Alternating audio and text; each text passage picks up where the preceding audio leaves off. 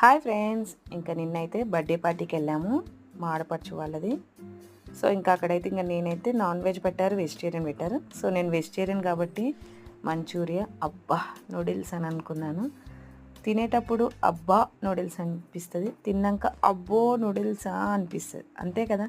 మీలో ఎంతమంది noodles lovers ఉన్నారో చెప్పండి. ఇంకా వడ్డించే వాళ్ళైతే కొసరి కొసరి వడ్డిస్తారనమాట.